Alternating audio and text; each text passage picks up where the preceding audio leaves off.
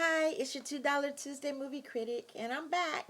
So I am still looking at the movies nominated for Oscars for the 2023 show movie. This time I'm looking at the category of directing. And um, there are some pretty good movies in this nominated category, but there were some that, in my opinion, missed it, and I don't understand why they were nominated. That being said, my opinion. So let's start with our first nomination, which was Triangle of Sadness.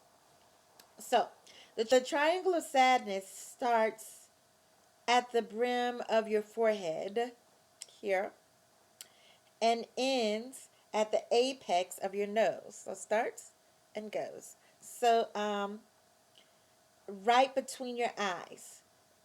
That is what I got from this movie. And it's at the beginning. So if you want to just get that and then stop watching the movie, I think you should. It was absolutely tedious to watch. I think it was supposed to be a comedy. In my opinion, the director took too much time on ridiculous scenes and adding segments that were maybe supposed to take the movie in a different direction. Then the movie goes right over a cliff. I don't believe this movie should even be in its category. It is a jumbled mess. There were a couple of good scenes, but overall, this direction led to a waste of time. Let's move on to the next movie, Everything, Everywhere, All at Once. Hats off to the directors of this movie. It was a total wild ride. And I do not exaggerate. It was a wild ride. The thing that made the directing so extraordinary for me is having this movie that was so crazy, so multidimensional, and so funny also become meaningful and warm. I understand why audiences loved it, and that's been talked about um, the entire season of awards. So it was an excellent movie, and the direction, whoever directed it, oh my gosh, I don't know how their head didn't spin, but whatever they did to get through it, they did it, and the movie worked so well together. It was wild.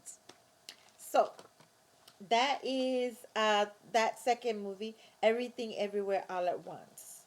Then the directing for The Banshees of Inisherin, or Inisherin. Martin McDonagh did an excellent job of keeping this movie light, even when it became very dark. From the very beginning, I was hooked when looking at the innocence of Pyrex of face and the broodiness of Column's moods. This could have easily been a very boring movie, but it was far from it. It was a very charming and sweet movie, and then even when it became dark, you had to finish it, or I had to finish it, just to see how it would end. And the ending was so deep in realism that I just had to accept it as that. And so I did. And I was able to say this is the conclusion. So yeah. Um but excellent direction. Excellent direction. Uh The Fablemans. Steven Spielberg did an incredible job with this movie. He took some very complicated subjects in this movie and not only made them mesh, but made them mesh so that they were understandable to the audience. With the exception of the mom and perhaps the great uncle, the characters weren't very dramatic. They were just everyday people. And in this way, this is why I believe this movie probably isn't done or directed or is at a level as high as Everything Everywhere All at Once. This movie could have been Everything Everywhere All at Once could have been a jumbled mess, but it wasn't. simply because directions, the characters, the cinematography, everything was excellent.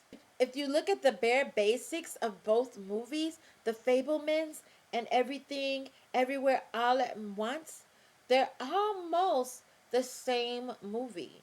You know, I mean, of course, different people, different um, different races, and things like that. But they deal with families and the dysfunctional part of families, and the mom that's trying to keep everything together, and the dad that sometimes feels like his part is just to stay on the sidelines and hope for the best, which is not good.